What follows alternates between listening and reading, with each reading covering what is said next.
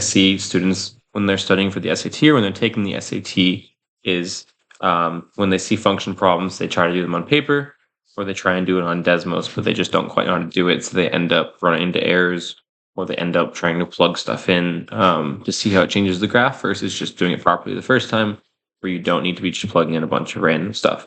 So I picked 4 different hard function problems for today, some with, some without constants. And I'll show you how to do all of them on DESMOS. And hopefully this will help you speed up your pacing on the SAT and not miss problems when you come into functions. So the first question here says function g is defined by g of x is equal to absolute value of x over a minus 14. So we do have a constant in this problem.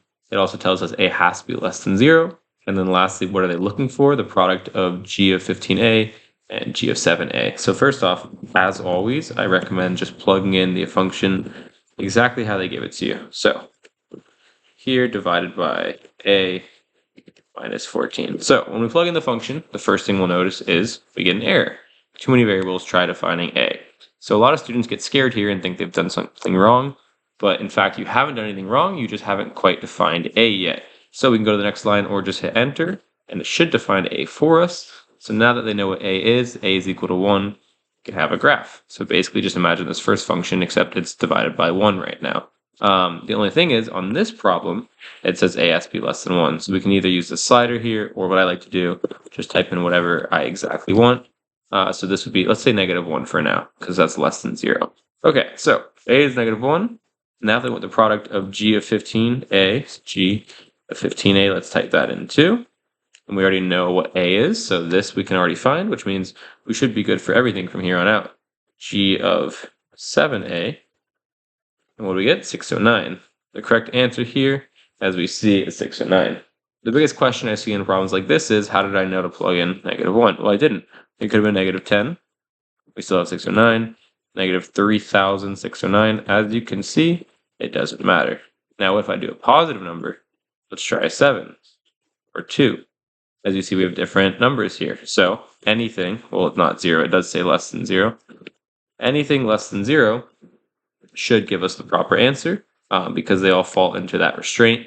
So our answer here should be 609, and that's it. So even with the constant, we just define our function, define our constant, and the function should work. All right, let's go on to the second problem. Let's clear all of these.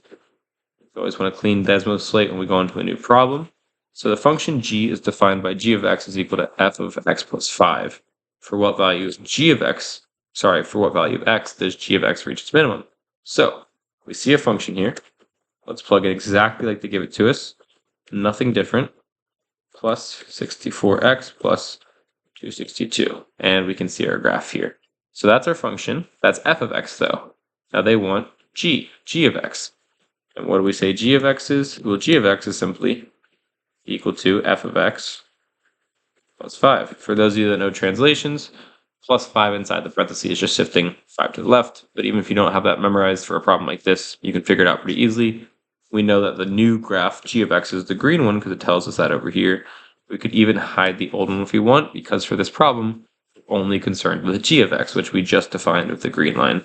So for what value of x does g of x reach its minimum? Minimum we know for parabolas is the lowest point here, -13, 6. Well, how do I know it's -13 or 6? Now it all depends on the wording. In this problem, they want to know at what value of x is my y hitting the lowest value.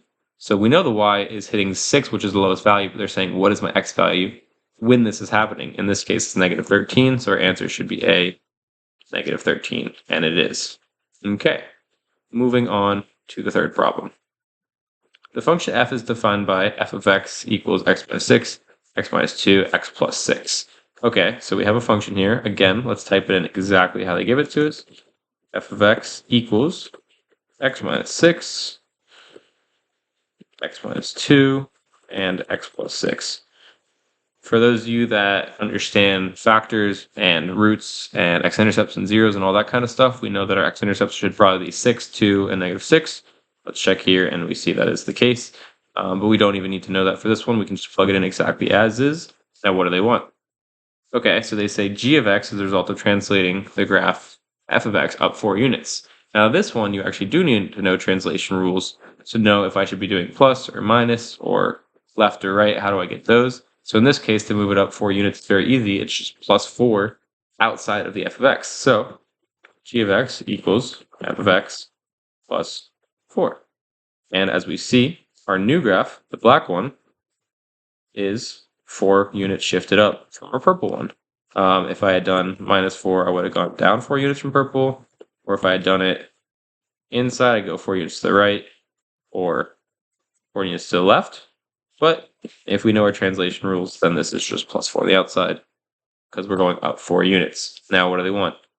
All they want is a value of g of 0, which is 76, and that's your answer. Okay, moving on to the last problem. Of course, another hard function problem. This one, I made sure to include some other variables and constants to make it look a little bit trickier. But again, let's just do what we've done every single time. F of x, we see this function here, so let's just plug it in. I haven't even read the question yet. Equals absolute value of negative 2x minus x squared. Absolute value. Okay, and then g of w equals negative w. Actually, let's do this in parentheses. This is the only thing I'm going to do different from what they've given me, because DESMOS can be weird sometimes.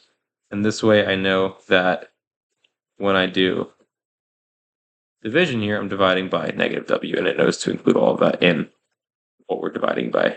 We already have our absolute value brackets, minus w plus 5. Okay, all I've done so far is typing exactly what they give me.